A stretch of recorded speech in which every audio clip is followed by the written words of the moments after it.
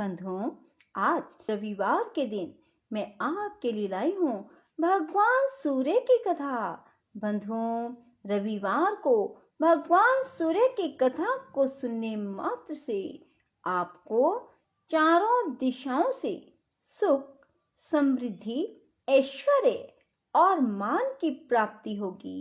बंधुओं, यदि आप कथा को पूर्ण विश्वास, सच्ची निष्ठा के साथ एकाग्र मन होकर पूरा सुनते हैं तो आपको कभी भी जीवन में धन की कमी। सूर्य का आधार ध्रुव है और ध्रुव का शिशुमार, शिशुमार के आशय स्वयं श्री नारायण है।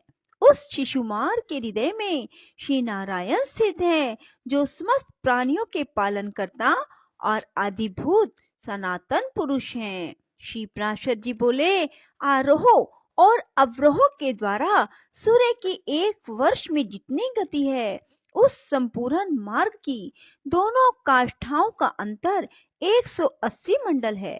सूर्य का रथ भिन्न भिन्न आदित्य, ऋषि, गंधर्व, अप्सरा, यक्ष, सर्प और राक्षस गणों से अधिष्ठित होता है। हे मैत्रेय, मधुमास चैत्र में सूर्य के रथ में सर्वदा धाता नामक आदित्य, कर्तुस्थला अप्सरा, पुलसत्य ऋषि, वासुकी सर्प, रथ भृत यक्ष, हेती राक्षस और तुम्बरु गंधर्व ये 7 मास अधिकारी रहते हैं तथा अर्यमान नामक आदित्य, पुलह ऋषि, रथोजा यक्ष, पुंजिक स्थला अप्सरा, प्रहेती राक्षस, कच्छवीर सर्प और नारद नामक गंधर्व ये वैशाख मास में सूर्य के रथ पर निवास करते हैं। हे मैत्रेय, अब ज्येष्ठ मास में निवास करने वाले नाम सुनो। उस समय मित्र नामक आदित्य, अत्रि ऋषि, तक्षक सर्प, पौरुषेय राक्षस, मेनका अप्सरा, हाहा गंधर्व और रथ स्वन नामक यक्ष ये उस रथ में वास करते हैं तथा आषाढ़ मास में वरुण नामक आदित्य, वशिष्ठ ऋषि, नाग सर्प, सहजन्य अप्सरा, हुहु गंधर्व, रक्ष राक्षस और रथ चित्र नामक यक्ष उसमें रहते हैं। श्रावण मास में इंद्र नामक आदित्य, विश्वा वसु गंधर्व, स्तोत्र यक्ष, एलापुत्र सर्प, अंगिरा ऋषि, प्रमलोचा अप्सरा और सर्पी नामक राक्षस सूर्य के रथ में बसते हैं तथा भाद्रपद में विवस्वान नामक आदित्य, उग्रसेन गंधर्व, भृगु ऋषि, आपूरन यक्ष, अनुलोचा अप्सरा, नागसर्प, सहजन्य अप्सरा, हुहु गंधर्व, रथ राक्षस और रथचित नामक यक्ष उसमें रहते हैं। श्रावण मास में इंद्र नामक आदित्य, विश्वावसु गंधर्व, स्तोत्र यक्ष, एलापुत्र सर्प, अंगिरा ऋषि, प्रमलोचा अप्सरा और सर्पी नामक राक्षस सूर्य के रथ में बसते हैं तथा भाद्रपद में विवस्वान नामक आदित्य, उग्रसेन गंधर्व, भृगु ऋषि, आपूरन यक्ष, अनुलोचा अप्सरा, शंखपाल सर्प और व्याघ्र नामक राक्षस का उसमें निवास होता है। आश्विन मास में पूषा नामक आदित्य, वसुरुचि गंधर्व, वात राक्षस, गौतम ऋषि, धनंजय सर्प, सुषेण गंधर्व और घृताची नाम की अप्सरा का उसमें वास होता है। कार्तिक मास में उसमें विश्वावसु नामक गंधर्व, भारद्वाज ऋषि, पर्जन्य आदित्य, ऐरावत सर्प, विश्वाची अप्सरा, सेनजित यक्ष और आप नामक राक्षस रहते हैं। मार्गशीर्ष के अधिकारी अंश नामक आदित्य, कश्यप ऋषि, ताक्षरे यक्ष, महापदम सर्प, उर्वशी अप्सरा, चित्रसेन गंधर्व और विद्युत नामक राक्षस हैं।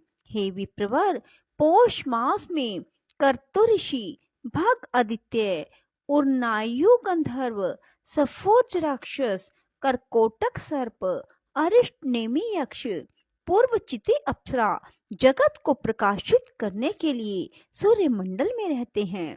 हे मैत्रेय, तवष्टा नामक आदित्य, जमद अग्नि ऋषि, कंबल सर्प, तिलोत्मा अप्सरा, ब्रह्मोपेत राक्षस, क्षितिज यक्ष और धृतराष्ट्र गंधर्व, ये 7 माघ मास में भास्कर मंडल में रहते हैं।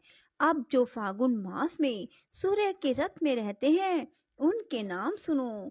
हे महामुने, वे विष्णु नामक आदित्य, अश्वतर सर्प, रंभा अप्सरा, सूर्यवर्चा गंधर्व, सत्यजित यक्ष, विश्वामित्र ऋषि, यज्ञोपेत नामक राक्षस हैं। हे ब्रह्मन, इस प्रकार विष्णु भगवान की शक्ति से तेजोमय हुए ये 7 गण एक एक मास तक सूर्य मंडल में रहते हैं। मुनिगण सूर्य की स्तुति करते हैं, गंधर्व सम्मुख रहकर उनका यशोगान करते हैं, अप्सराएं नृत्य करती हैं, राक्षस रथ के पीछे चलते हैं, सर्प वहन के अनुकूल रथ को सुसज्जित करते हैं, और यक्षगण रथ की बागडोर संभालते हैं, तथा नित्य सेवक बाल खिल्ले आदि इसे सब ओर से घेरे रहते हैं। हे मुनि सत्तम, सूर्य मंडल के 7 गण ही अपने अपने समय पर उपस्थित होकर शीत, ग्रीष्म और वर्षा आदि के कारण होते हैं। श्री मैत्रेय जी बोले, भगवान, आपने जो कहा कि सूर्य मंडल में स्थित 7 गण शीत, ग्रीष्म आदि के कारण होते हैं, सो मैंने सुना। हे गुरु, आपने सूर्य के रथ में स्थित और विष्णु शक्ति से प्रभावित गंधर्व, सर्प, राक्षस, ऋषि, बाल खिल्ले आदि अप्सरा तथा यक्षों के तो पृथक पृथक व्यापार बतलाए, किंतु हे मुने, यह नहीं बतलाया कि सूर्य का कार्य क्या है। यदि 7 गण ही शीत, ग्रीष्म और वर्षा के करने वाले हैं, तो फिर सूर्य का क्या प्रयोजन। यह कैसे कहा जा सकता है कि वृष्टि सूर्य से होती है। यदि 7 गणों का यह वृष्टि आदि कार्य समान है, तो सूर्य उदय हुआ, अब मध्य में है, अब अस्त होता है, ऐसा लोग क्यों कहते हैं। हे मैत्रेय, जो कुछ तुमने पूछा है उसका उत्तर सुनो। सूर्य 7 गणों में से ही एक है, तथापि उनमें प्रधान होने से उनकी विशेषता है। भगवान विष्णु की जो सर्वशक्तिमयी ऋक, यजु, साम नाम की पराशक्ति है, वह वेद त्रयी ही सूर्य को ताप प्रदान करती है और संसार के समस्त पापों को नष्ट कर देती है। हे द्विज, जगत की स्थिति और पालन के लिए ऋक, यजु और साम रूप विष्णु सूर्य के भीतर निवास करते हैं। प्रत्येक मास में जो जो सूर्य उदय होता है, उसी उसी में वह वेद त्रयी स्वरूपिणी विष्णु की पराशक्ति निवास करती है। पूर्वाहन में ऋक, मध्याह्न में बृहद धनतर आदि यजु तथा सायंकाल में साम श्रुतियां सूर्य की स्तुति करती हैं। यह ऋक, यजु, साम रूपनी वेद त्रयी भगवान विष्णु का अंश है। यह विष्णु शक्ति सर्वदा आदित्य में रहती है।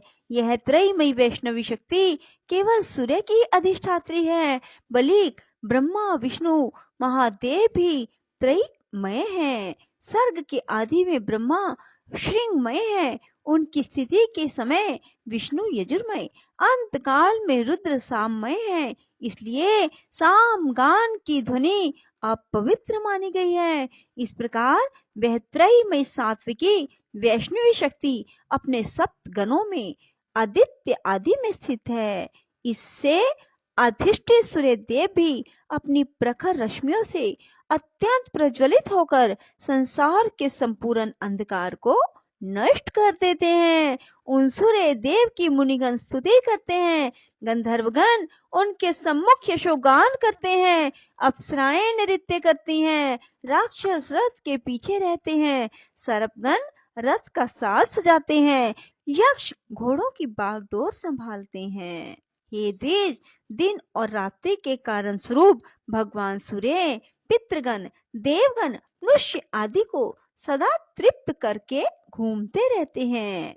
सूर्य अपनी किरणों से पृथ्वी से जितना जल खींचता है, उन सब को प्राणियों की पुष्टि और अन्न की वृद्धि के लिए बरसा देता है। उससे भगवान सूर्य समस्त प्राणियों को आनंदित कर देते हैं और इस प्रकार वे देव, मनुष्य, पितृगण आदि सभी का पोषण करते हैं। हे मैत्रेय, इस रीति से सूर्य देव देवताओं की पाक्षिक, पितृगण की मासिक और मनुष्यों की नित्य प्रति तृप्ति करते रहते हैं।